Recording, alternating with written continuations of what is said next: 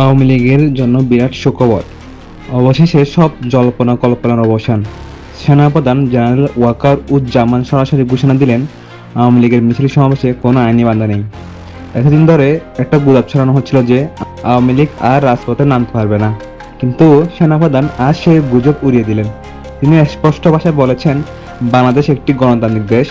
এখানে প্রতিটি নিবন্ধিত রাজনৈতিক দলের শান্তিপূর্ণভাবে মিছিল সমাবেশ করার অধিকার আছে।